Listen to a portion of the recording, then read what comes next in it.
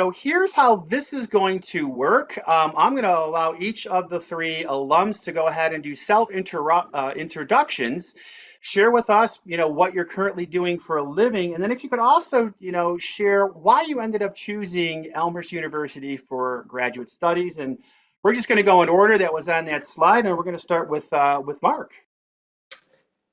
Hey, good morning, everyone. Mark Tortorello. As the slide said, I graduated in February of 2015 from the MBA program here. I had a general management focus, and currently I'm the healthcare district sales manager for Granger in the Chicagoland area, Northern Indiana area, and Western Michigan.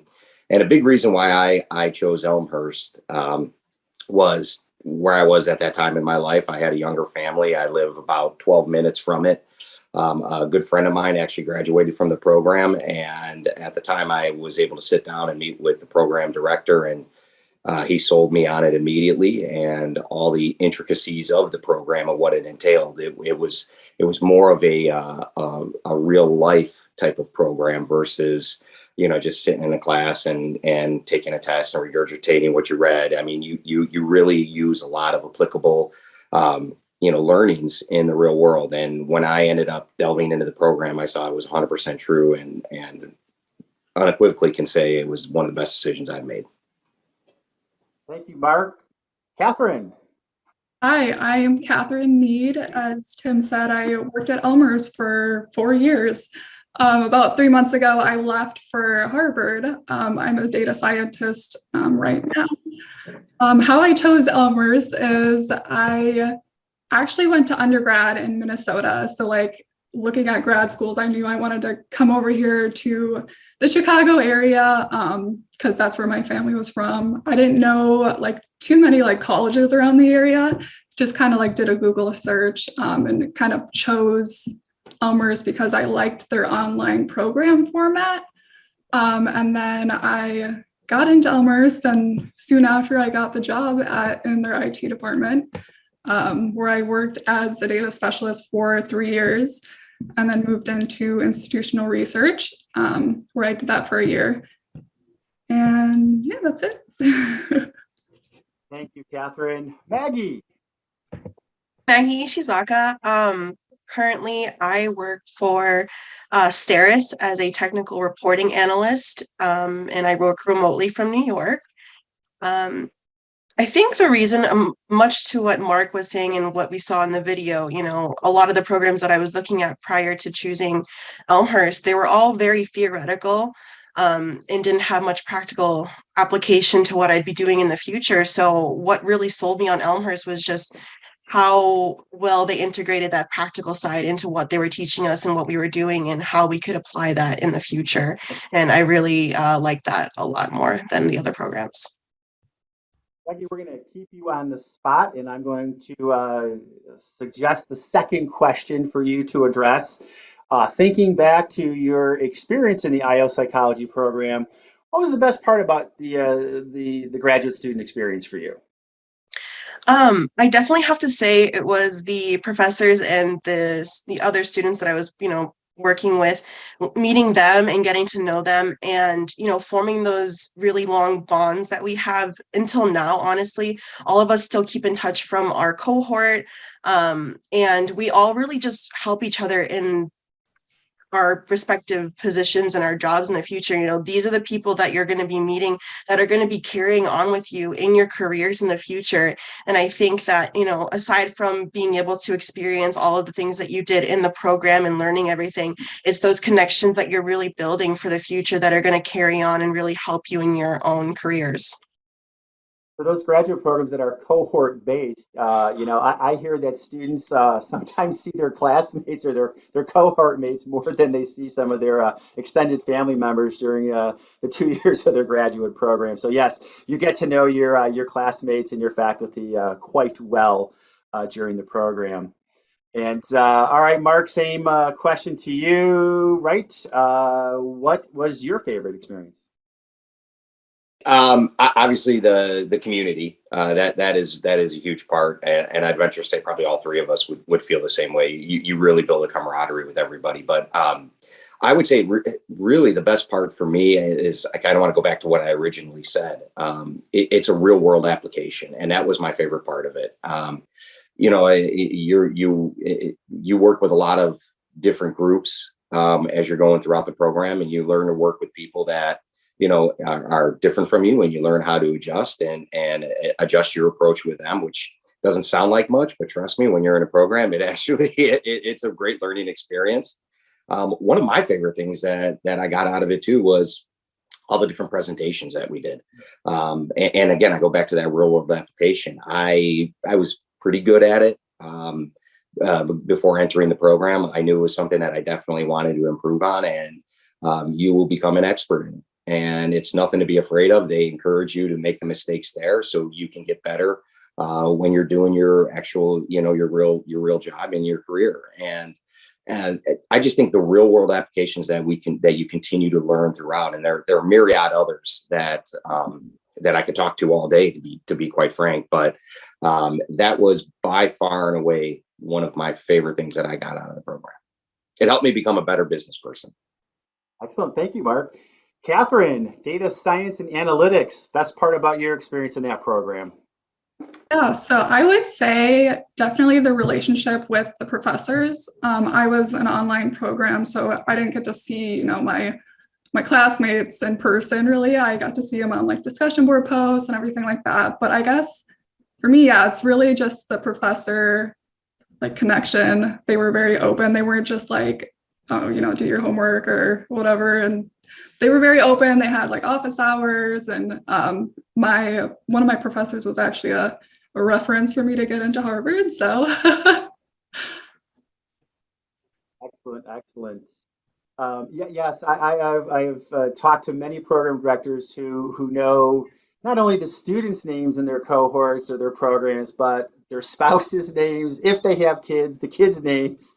It's amazing how close those bonds between faculty and students develop in the course of the program. And I think that's one of the benefits of going to a smaller school like Elmhurst University.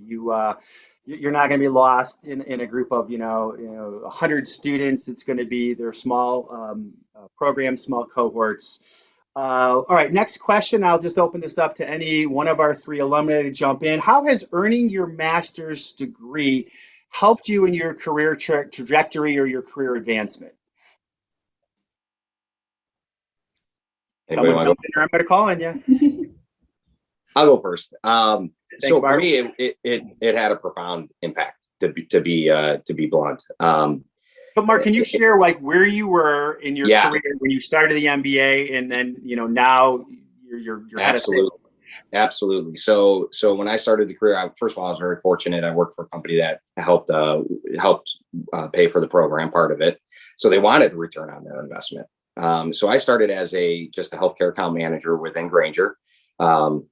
And after I got my MBA, I was promoted within about a year and a half to more of a national account manager. And I called on some of the most prominent health systems across the country. And then within 2 years of that, I was blessed again to actually become a district sales manager with the district that I was originally a part of. So a lot of the people that were my teammates, I actually lead now. So, I mean, within just a couple of years, I was very fortunate, like I said, very blessed to have 2 promotions right after I ended up getting this MBA. So when I say it had a profound impact on it, I can't underline that enough. It's not hard to see that, you could tie where I was and when I got my MBA to where I've gone. Maggie or Catherine, would you like to jump in? Yeah, I'll go. For me, I kind of started my master's just to kind of put my resume before everyone else's, I guess. A lot of people are in the IT data field, and I just kind of wanted that extra boost, I guess. And I work in a research department right now, and everyone I work with has a master's or a PhD. So if I didn't get a master's, I probably would have just been passed. So is a doctoral program in your future? We'll see. No pressure, Catherine. No pressure. All right, Maggie, could you talk about what you were doing when you enrolled in the program and how it's led up to where you're at today? Absolutely. When I first started the program, I was working basically part-time for um, the same company that I'm working for now, actually, but they went through a very long stretch of acquisitions and mergers afterwards. But during my time in the program, I ended up becoming a graduate assistant. I left my company and I became a graduate assistant, and I was working in the Learning Center, which was a really great experience to get to know a lot of the students, and really just how Elmhurst functions as a university and being able to provide support to the students. And after I left the program, I ended up becoming a consultant for actually Alpha Phi Omega. I'm not sure. I know Elmhurst has their own chapter here, but I was a consultant for the chapters for about a year. And of course, due to COVID and other situations, I ended up going back to the company that I was previously at. But because of my master's and my experience, I was now able to join committees like the Diversity, Equity, Inclusion, and Community Committee. And I was able to kind of spearhead that in my office to becoming, creating a bunch of different resources that went out to our office and our employees there, which was really great because I really enjoyed that aspect of IO psychology, is the DEI aspect. And I'm able to really contribute to a lot of projects that I wouldn't have been able to without the experience and the knowledge that I had gained from my master's degree. Excellent. Thank you. Next question. This is probably particularly of interest for our prospective students who are logged in. How were you able to juggle grad school on top of your personal and professional obligations? And I mentioned at the beginning that time management is going to be key to success in graduate school. So who wants to jump in and tackle that question? Mark, I you're can go shaking first your this time. head. Or go ahead. Go ahead, Maggie, please. Thank you. Um, like a lot of us said before, this program was open to everybody. So we had people who had just graduated from, undergrad to they've had careers, they have families, they're married, they have children, all that stuff. So time management was definitely something that was big on priority for all of us, trying to figure out how we can tackle either having a full-time job or having a whole family and a full-time job to be able to take care of and things like that. So I think the professors really understand how that works, and because it's a part-time program, they really know what we're facing outside, so they work with you to be able to make sure that you get what you need and the time that you need, and to understand a lot of the concepts that are happening in the classroom. So I think not only the understanding of our professors, but having them be able to teach us, this is how you can do time management in a better, this is how students in the previous years have been able to do this, and this is how you can do this. And I think a lot of time we worked out together in groups of, talking to each other and communicating how we can best support each other in our own time management. I think communication with your faculty is key. So thank you for bringing that up. They all hold advanced degrees. They've all been where you were, and that's in a graduate or PhD doctoral classroom or both. So they understand that unlike being an undergraduate where maybe you're living in a residence hall, you're eating in the cafeteria, your full-time job is going to school and doing homework. That's not the case for a lot of our graduate students who are holding down a full-time job, raising families. There's elder care and what have you. But prospective students, keep an open line of communication with your faculty. If you've got commitments that preclude you or from being in class or something, don't let them know the night before. Let them know, as soon as you know, and they'll work with you. Mark, Catherine, how did you navigate grad school and along with your personal and professional responsibilities? Yeah, kind of to bounce off that, the professors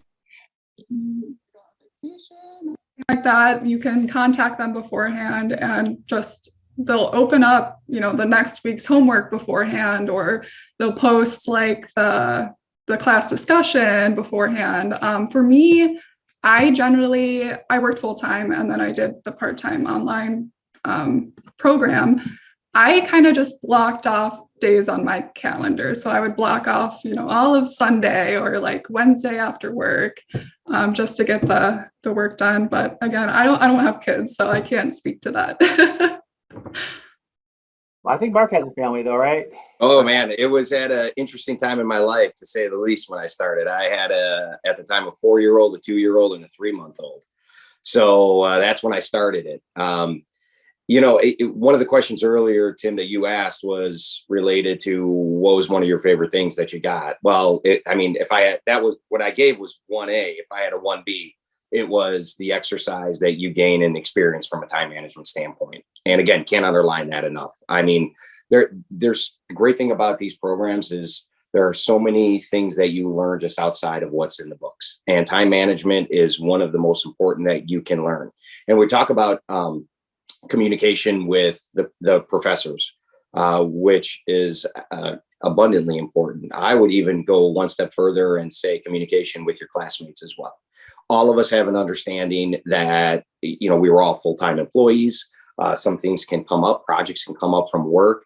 And so I was so fortunate to have an amazing group, the program director now for the MBA program was a classmate of mine, Lawrence Brown. And so he has a great understanding of all of it. LB and I still actually keep in touch. So you do build that camaraderie, but they have an understanding of where you're at in your life too. And work comes in. So if you got to pick up the slack for one of your classmates / teammates, people are willing to do it. So communication, we always talk about time management, but communication is just as important as that. I just wanted to remind everybody, please feel free to enter questions, either general questions or if you have a question for a specific alumni panelist, go ahead and put those in the chat, or go ahead and unmute and ask your question. And perhaps while folks are thinking about their questions, one of the strategies I utilized when I was an MBA student and I got married, bought a house all in that same time frame, held off having children for a few years after that.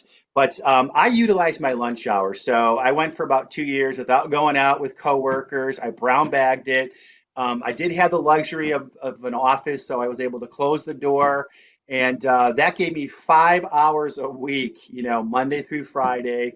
I would eat my sandwich and I would crack open my accounting book, my marketing book, whatever class I was in at the time, and just really try to utilize that 1 hour I had at lunch. And then same thing. You had to give up part of your weekend. I was playing on a men's softball team. I kind of put that on the side for a couple of years while I was in school. But looking back, it did go by so quickly, and I was able to really leapfrog career levels after graduating with the MBA.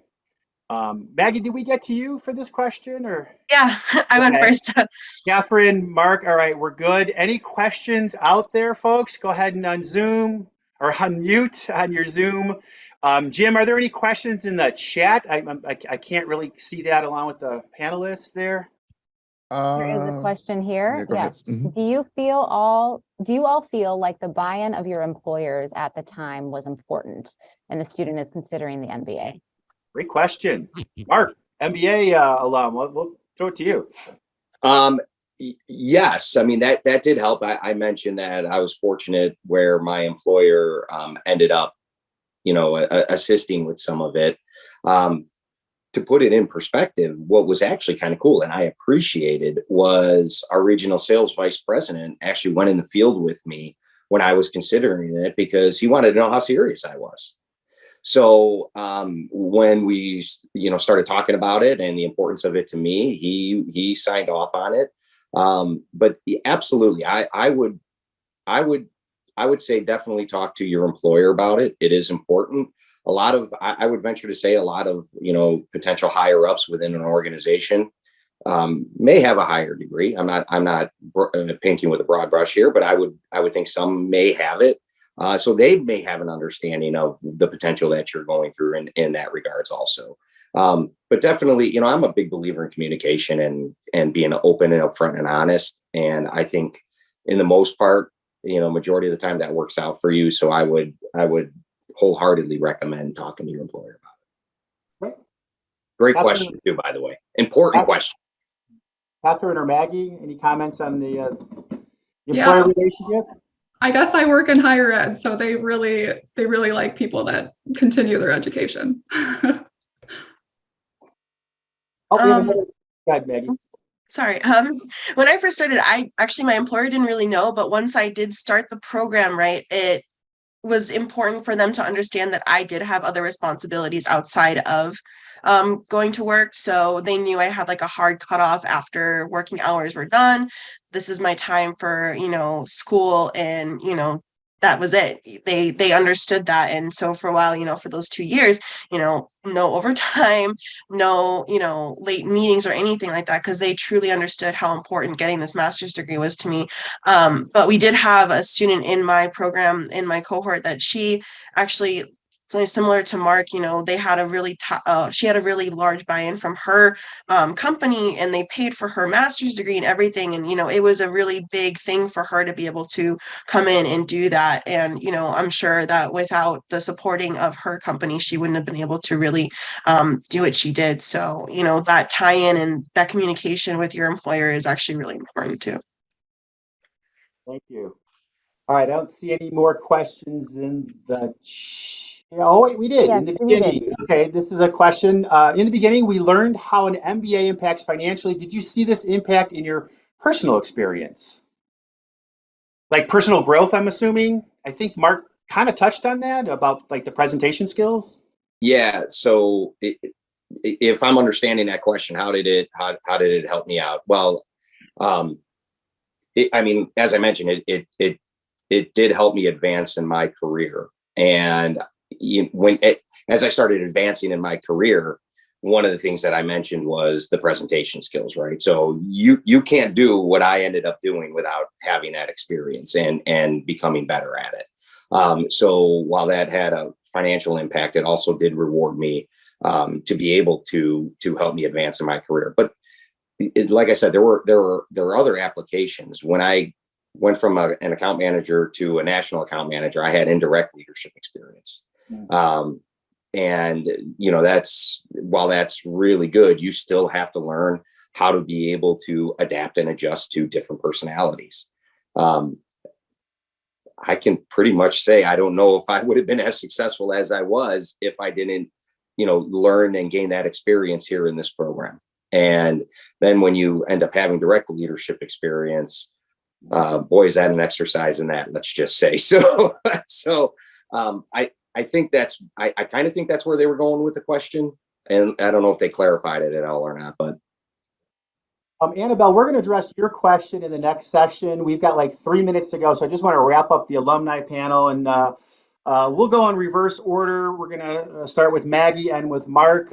So here's the last question. Are there any words of wisdom that you'd personally like to share with the prospective students in terms of, graduate school in general or your experience in specific?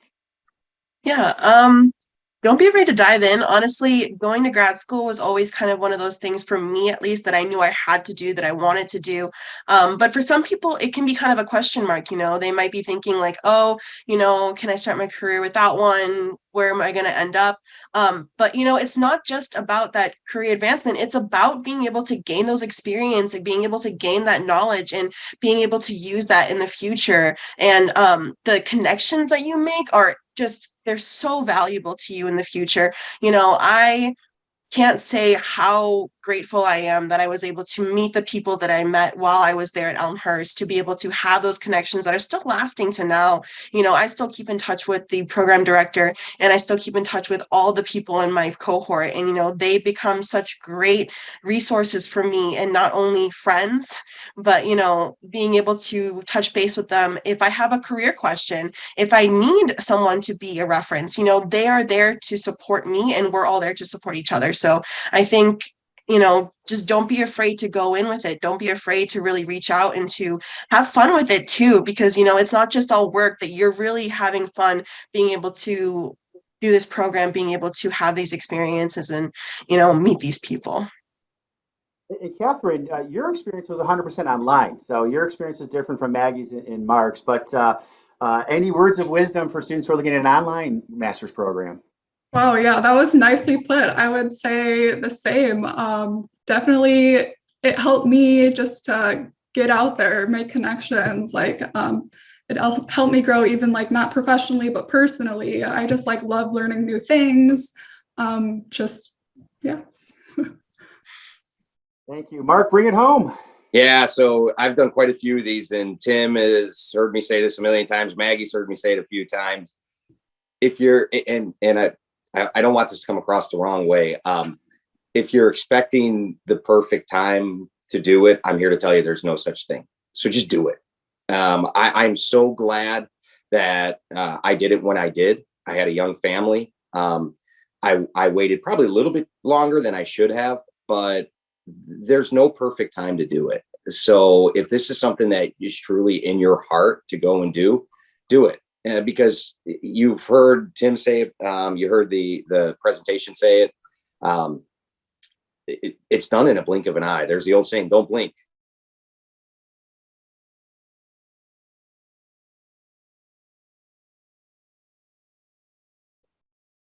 I heard something from that video I am going to steal. Instead of just a return on investment, it's a return on experience. And I love that. And I'm, like I said, I'm going to steal that, because if you're going to describe this program, that is one of the best things that it can do for you. Wow. I might be biased, but I have to say that when we do these information sessions, my favorite part is talking to the alumni, because we're just so proud of what you've been able to accomplish. And you speak from your hearts about your experience more so than anybody in the admissions office on my team can share with you, unless they, of course, have been through the program. Many of our counselors are alums of Elmhurst University, either undergraduate and or graduate. So tap them as well. But I want to thank the three panelists. Awesome job. Thank you so much.